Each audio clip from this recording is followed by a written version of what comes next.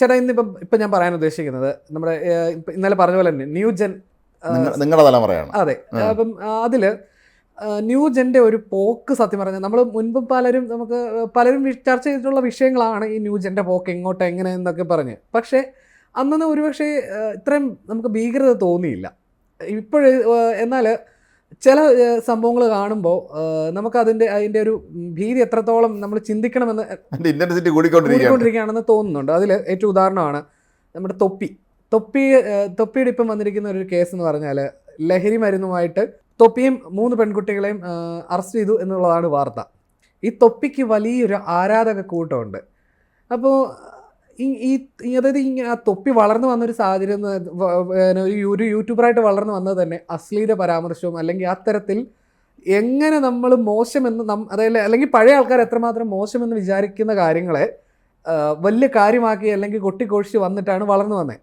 അപ്പം ഇന്നത്തെ ഈ പുതിയ തലമുറ അതിൻ്റെ പുറകെ പോകുമ്പോൾ അത് എവിടെ ചെന്ന് അവസാനിക്കുന്ന കരുതുന്നു? സത്യത്തിൽ ഇത് നമ്മൾ പുതിയ തലമുറ തള്ളിപ്പറയുക അവർ മോശക്കാരാണെന്നൊന്നും പറയല്ല. പുതിയ തലമുറ വളരെ നല്ല തലമുറ തന്നെയാണ്. കാരണം നമ്മളത് വെള്ളപ്പൊക്കം ഉണ്ടാകുമ്പോൾ കണ്ടാണ് ഇവിടുത്തെ തലമുറ ഇറങ്ങി പുതിയ കുട്ടികൾ വന്ന് ഭംഗിയായിട്ട് സാമൂഹ്യ പ്രവർത്തനമൊക്കെ നടത്തിയത്. പക്ഷേ ഈ സാമൂഹ്യ മാധ്യമങ്ങൾ ഉപയോഗിച്ചുകൊണ്ട് കുറച്ച് പേര് നടത്തുന്നത്, കുറച്ച് പേര് വളരെ നല്ല കാര്യം ചെയ്യുമ്പോൾ കുറച്ച് പേര് കാണിക്കുന്നത് ശുദ്ധ തോന്നിയാസമാണ്. ഇപ്പോൾ ഈ തൊപ്പിയുടെ കാര്യം തന്നെ നമുക്ക് എടുക്കാം. ഈ തൊപ്പി എന്ന് പറഞ്ഞാൽ പേരുന്ന നിഹാദ്. എന്താണ് നിഹാദ്?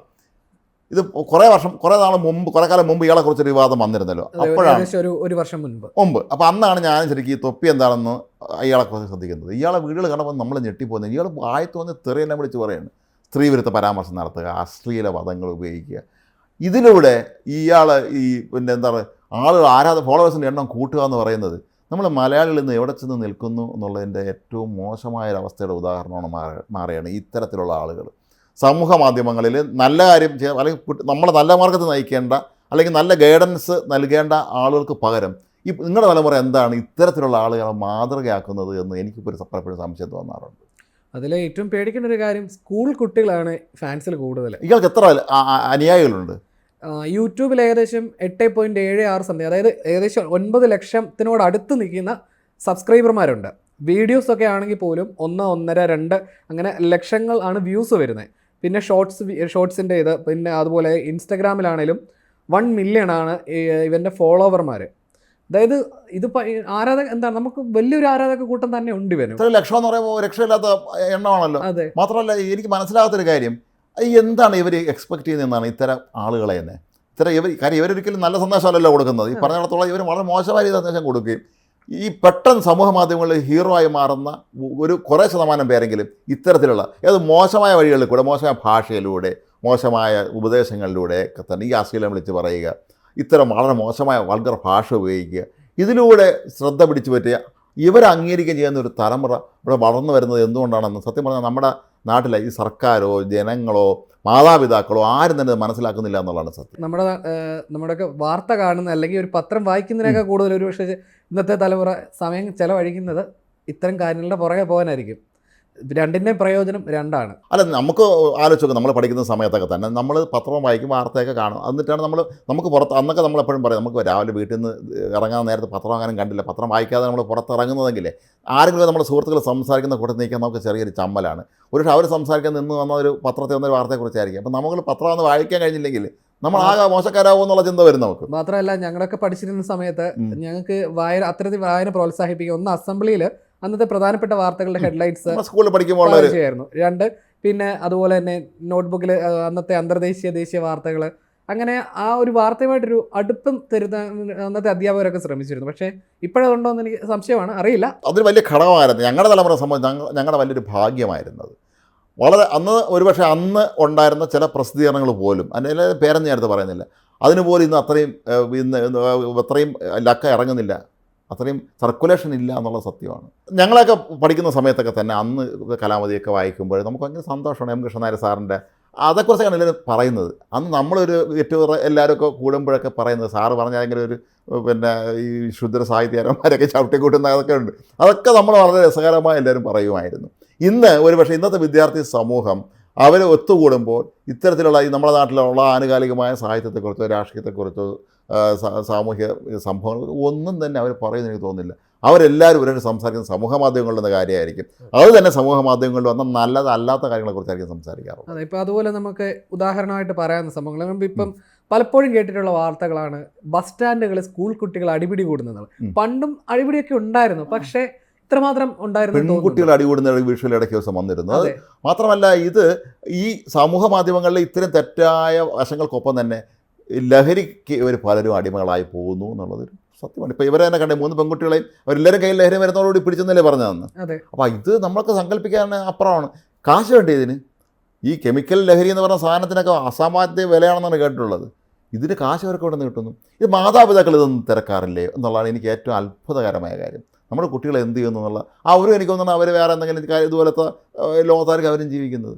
ചില വിചിത്രമായ ഇൻസ്റ്റാഗ്രാം റീൽസൊക്കെ നമ്മൾ കാണാറുണ്ട്, കണ്ടിട്ട് ചില അച്ഛനും മക്കളും അല്ലെങ്കിൽ അമ്മയും മക്കളും എല്ലാം കൂടെ ചെയ്യുന്നത്. ഇത് ചിലതൊക്കെ കണ്ടാൽ നമുക്ക് പെട്ടെന്നുള്ള സൈക്കിൾ എന്ന് പറയുമ്പോൾ അത്രയും ബോറാണ്. പക്ഷേ എൻ്റെ താഴോട്ട് നമ്മൾ എൻ്റെ വ്യൂസ് എടുത്ത് നോക്കുകയാണെങ്കിൽ നമ്മൾ ഞെട്ടിപ്പോവും. അപ്പോൾ എത്ര വരുമാനം ഇവരുണ്ടാക്കുന്ന ആലോചിച്ചൊക്കെ ചെയ്യുന്നതൊക്കെ. അപ്പോൾ ഇതൊരു പുതിയ തലമുറയിൽ ഈ തൊപ്പി എന്നൊക്കെ പിന്നെ വേറെ മീശ ഉണ്ടായിരുന്നല്ലോ ഒരാൾ പീഡന കേസിലും മറ്റും പെട്ട് അത് റീൽസ് താരമായിരുന്നു. ടിക്ടോക്ക് ഉണ്ടായിരുന്ന കാലത്തെ ടിക്ടോക്ക് താരം. എത്ര ഫോളോവേഴ്സാണ് അയാൾക്ക്. അപ്പോൾ ഇത് നമുക്ക് എനിക്ക് തോന്നിയിട്ടുള്ളത് നമ്മൾ തെറ്റായ മാതൃകളെ പിന്തുടരുന്ന ഒരു രീതിയാണ് ഇപ്പോൾ നമ്മുടെ പുതിയ തലമുറ സ്വീകരിച്ചിരിക്കുന്നത് എന്ന് തന്നെ ഇത് കാണുമ്പോൾ നമുക്ക് പറയേണ്ടി വരും. ശരികളേക്കാൾ കൂടുതൽ തെറ്റുകളെ ഇഷ്ടപ്പെടുന്നു. ഇപ്പോൾ നമ്മൾ തന്നെ ഒരു നല്ല വാർത്ത, നമ്മുടെ നാട്ടിലെ ഒരു നല്ല കാര്യത്തിന് വേണ്ടി കൊടുത്ത വാർത്തയേക്കാൾ ഒരു പക്ഷേ ആൾ കാണുന്നത് നമ്മളിവിടെ ഒരു കൊലപാതകം നടന്നെന്നോ അല്ലെങ്കിൽ തട്ടിക്കൊണ്ടുപോയെന്നോ പറഞ്ഞ വാർത്ത ചിലപ്പോൾ ആൾ കൂടുതൽ കാണുമായിരിക്കും. നമ്മുടെ ഒരു സമൂഹം തന്നെ ഒരുപക്ഷെ അത്തരത്തിലുള്ള അവരെ ഒരു മെൻ്റൽ സെറ്റിംഗ് അങ്ങനായി മാറിയോ എന്ന് സംശയിക്കേണ്ടിയിരിക്കുന്നു. എല്ലാത്തിലും നെഗറ്റീവ് കാണുന്ന, നെഗറ്റീവിനെ ഇഷ്ടപ്പെടുന്ന ഒരു വലിയ തലമുറയുടെ വളർന്നു വരുന്നു എന്ന് തോന്നുന്നു. ഇതോടൊപ്പം തന്നെയാണ് ഈ നമ്മുടെ നാട്ടിലെ മാനസിക പ്രശ്നങ്ങളുള്ള ഡിപ്രഷൻ പോലുള്ള പ്രശ്നങ്ങൾ ഇപ്പം വ്യാപകമാണ്. ശ്രദ്ധിച്ചിട്ടുണ്ടോ? കാരണം അവർക്ക് സാമൂഹ്യ ബന്ധമില്ല. എനിക്കൊരു വിഷമം വന്നാൽ, എനിക്കൊരു വിഷമം വന്നാൽ എനിക്ക് എൻ്റെ സുഹൃത്തുക്കളടുത്ത് സംസാരിക്കാം, അല്ലെങ്കിൽ എനിക്ക് എൻ്റെ വീട്ടുകാരുടെ അടുത്ത് പറയാം, സംസാരിച്ച് ധാരണയാക്കാം. ഇന്നിപ്പോൾ അതൊന്നുമില്ല. ഈ പുതുതലമുറപ്പെട്ട കുട്ടികളെ സംബന്ധിച്ച് അവർക്ക് ആരുമായിട്ട് അങ്ങനെ ബന്ധമില്ല. എല്ലാവരും മെസ്സേജ് സംസാരിക്കുന്നില്ല. അതാണ് എനിക്ക് എപ്പോഴും വിഷമം എന്നാണുള്ള കാര്യം. പുതിയ തലമുറയിലെ കുട്ടികൾ പലരും പരസ്പരം ഞാൻ മെസ്സേജ് ഇട്ടിട്ടുണ്ടെന്നേ പറയാറുള്ളൂ. ഈ മെസ്സേജൊന്നും ഇല്ലാത്തൊരു കാലം ഉണ്ടായിരുന്നു. നമ്മുടെ വൈദ്യുതി ഇല്ലാത്ത, ഇൻ്റർനെറ്റ് ഇല്ലാത്ത ഒരു കാലം. ഞാൻ 2ാം ക്ലാസ്സിൽ പഠിക്കുമ്പോൾ ഞാൻ നാട്ടിൻ പുറത്താണല്ലോ എൻ്റെ കുടുംബ വീട്. ഞാൻ 2ാം ക്ലാസ്സിൽ പഠിക്കുമ്പോൾ എൻ്റെ നാട്ടിൽ വൈദ്യുതി വന്നത്. അതിന് മുന്നേ തന്നെ ഞാൻ സ്കൂളിൽ ചേർന്നതിന് വീടൊക്കെ വയർ ചെയ്തിരുന്നു. പക്ഷേ കണക്ഷനൊക്കെ എത്തിയത് 2ാം ക്ലാസ്സിൽ പഠിക്കുമ്പോഴാണ്. ഒരു പക്ഷേ എൻ്റെ മോളടുത്ത് എൻ്റെ വീട്ടിൽ കൊണ്ട് കറണ്ടില്ലായിരുന്നു എന്ന് പറഞ്ഞാൽ അവർക്ക് അക്സെപ്റ്റ് ചെയ്യാൻ പറ്റും. ഇൻ്റർനെറ്റ് എപ്പോഴാണ് വന്നത്? കുറച്ച് വർഷമല്ലേ ആയിരുന്നു. നമുക്കൊരു സംശയം വന്നാൽ പിന്നെ ആരുടെ ഞാൻ ചോദിക്കും. അങ്ങനെയൊക്കെ ഉണ്ട്. ഇന്ന് ഗൂഗിൾ എളുപ്പമായി. അപ്പോൾ എല്ലാം വളരെ ഈസി ആക്സസ് നമുക്ക് കിട്ടിയതോടുകൂടി ആ രീതിയിൽ ആ തലമുറ പോകാൻ തുടങ്ങി. പക്ഷേ പുതിയ തലമുറയിലും അല്ലാത്ത ഒരുപാട് നല്ല കുട്ടികളുണ്ട്. പക്ഷേ അവരുടെ എണ്ണം കുറവാണ് എന്നുള്ളതാണ് സത്യം. നമ്മൾ യൂണിവേഴ്സിറ്റി ലെവലിലൊക്കെ പോകുമ്പോൾ തന്നെ അവിടെ പലപ്പോഴും അവിടെ വന്നിരുന്ന് വളരെ സീരിയസ് ആയി വായിക്കുന്ന പുതിയ തലമുറ കുട്ടികൾ നമ്മൾ കാണാറുണ്ട്. ഒപ്പം തന്നെ നമ്മൾ പുറത്ത് നിൽക്കുമ്പോൾ അല്ല ഇവരെന്താണ് ഇസഡ് ഗ്രൂപ്പ് എന്നാണ് ഇവരെ പറയുന്നത്. ഈ പുതിയ തലമുറയിൽ ഇത്തരത്തിലേക്ക് നടക്കുന്ന എന്തൊക്കെ ഗ്രൂപ്പുണ്ട്. ഇവരാണ് ഏറ്റവും ആധുനികന്മാർ എന്നാണ് ഇവരറിയപ്പെടുന്നത്. ഈ ആധുനികത എന്ന് പറഞ്ഞാൽ അവർ ചിന്താശക്തിയിലോ മറ്റൊന്നിലോ അല്ല, ഇതുപോലത്തെ കാര്യങ്ങൾ ചെയ്യുന്നതിലാണ് ഇവർ പലപ്പോഴും ശ്രദ്ധിക്കുന്നത്. മാത്രമല്ല, അങ്ങനെയുള്ളവരെ ഒന്ന് വിമർശിച്ചു കഴിഞ്ഞാൽ അവർ നമുക്കിടുന്ന പേര് വസന്തം, അമ്മാവനെ കളിക്ക് ഇറങ്ങി. അതായത് ഇങ്ങനെ കുറെ ഒരു പേര് ചീത്ത വിളിക്കും. മാത്രം ചീത്ത വിളിക്കും, താഴെ ചീത്ത വിളിക്കും. നമ്മളൊരു വീഡിയോ ചെയ്യണമെങ്കിൽ താഴെ ചീത്ത വിളിക്കും. പക്ഷേ ഇത് നമ്മൾ ഈ നാട്ടിലെ മുഴുവൻ യുവതലമുറപ്പെട്ടൊരു ബുദ്ധികളാവണമെന്നോ അല്ലെങ്കിൽ മുഴുവൻ സമയം പുസ്തകം വായിക്കണം അങ്ങനെയൊന്നുമല്ല. പക്ഷേ തെറ്റായ മാതൃകകൾ അവർ പിന്തുടരരുത്. ഇത് ഭാവിയിൽ തൽക്കാലം അവർക്ക് കുറച്ച് സന്തോഷം ഒക്കെ ഉണ്ടാകുമായിരിക്കാം. പക്ഷെ ഇതൊക്കെ തന്നെ ഭാവിയിൽ അവർക്ക് വലിയ തോതിലുള്ള ദോഷം ഉണ്ടാകും. ഈ തൊപ്പിക്കൊപ്പം 3 പെൺകുട്ടികൾ കാണാതായി എന്ന് പറയുമ്പോൾ ആ പെൺകുട്ടികളുടെ വീട്ടുകാരെ മാനസികാവസ്ഥ ഒന്ന് ആലോചിച്ചു.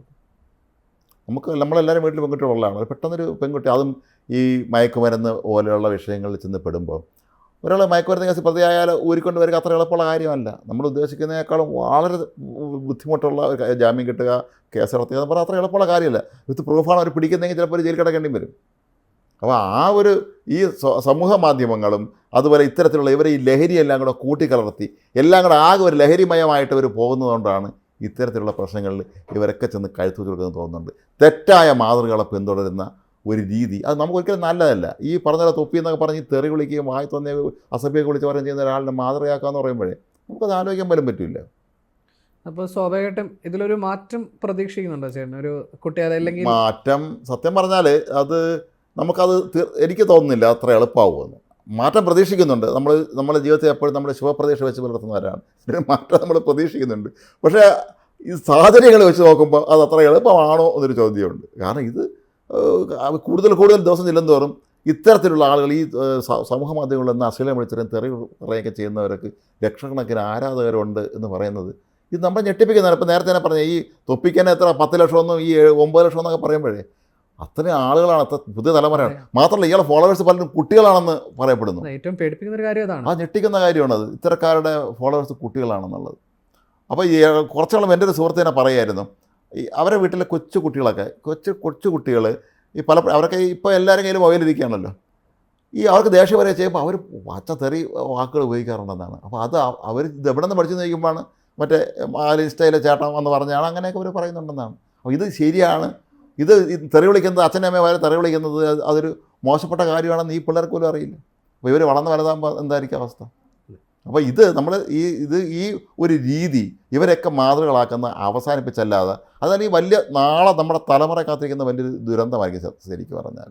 കാരണം എല്ലാവരും ഈ രക്ഷാകർത്താക്കളെ സംബന്ധിച്ച് അവരെല്ലാവരും ഇന്ന് തിരക്കുള്ളവരെ പണ്ടത്തെ പോലെ എല്ലാവരും ജോലിക്ക് പോകുന്നുണ്ട്. ചിലപ്പോൾ അവർക്ക് എപ്പോഴും അവർ ശ്രദ്ധിക്കാൻ സമയം കിട്ടില്ല. പക്ഷേ ഈ കുട്ടികൾ അവരെന്തെങ്കിലും നല്ലത് ചെയ്യുന്നതിന് പകരം ഇത്തരത്തിലുള്ള ആളുകളെ മാതൃകയാക്കുന്നത് തീർച്ചയായും അത് ഭാവിക്ക് വളരെ ദോഷമാണ്.